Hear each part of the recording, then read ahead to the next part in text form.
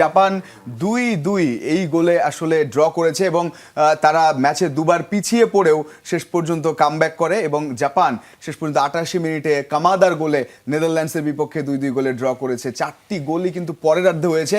51 মিনিটে ডাচ অধিনায়ক ভার্জিন ভান ডাইক, তার কথা বলতে হবে, তিনি 57 মিনিটে গোল শোধ করেন। জাপানের কেইতো নাকামুরা অবশ্য তার গোলটা শোধ করে দেয় এবং 64 মিনিটে সামারভিলের গোলে ডাচরা আবারও এগিয়ে গেল। কামাদার যে গোলটা শেষ পর্যন্ত 1 পয়েন্ট নিয়ে সেই গোলে মাঠ ছাড়ে এশিয়ার দলটা। আমরা সেই দলের যদি একটু অ্যানালাইসিস দেখি, ম্যাচ অ্যানালাইসিস, তাহলে দেখবো যে নেদারল্যান্ডস জাপান 2-2 গোলে ড্র, 0.79 0.54 প্রিটি সিমিলার, শর্টস 10-10 এবং অন টার্গেট 6-3। এখানে ডাচরা একটু আফসোস করতে পারে, বল পজিশনেও 60-40 যেহেতু ছিল, এই জায়গাটা একটু আফসোস থাকতে পারে যে এই ম্যাচটা জিততে পারতো কিনা তারা।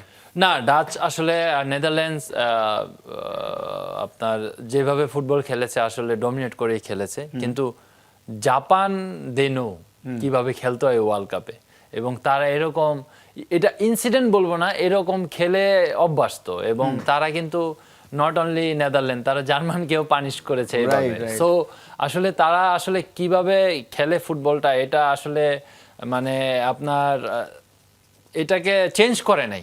তাদের যে ব্যাপারগুলি এগুলো কিন্তু কন্টিনিউ প্রতি ম্যাচে দেখেছে। এবং যখন বল আপনার তাদের হাপে ছিল, আসলে নেদারল্যান্ড তখন কি করেছিল বা তাদের ডিফেন্ডিং অ্যাপ্রোচটা কি ছিল, স্পেশালি জাপান খুবই দুর্দান্ত ছিল এবং খুবই ভালো ছিল। যখন বল তারা উইন করেছে, ও মাই গড, এত ফাস্ট কাউন্টার অ্যাটাকে গিয়েছে, সেখানে কিন্তু নেদারল্যান্ডের আপনার খুবই ব্যাকপোয়াইতে হয়েছে। আসলে তাদের জন্য খুব ডিফিকাল্ট ছিল।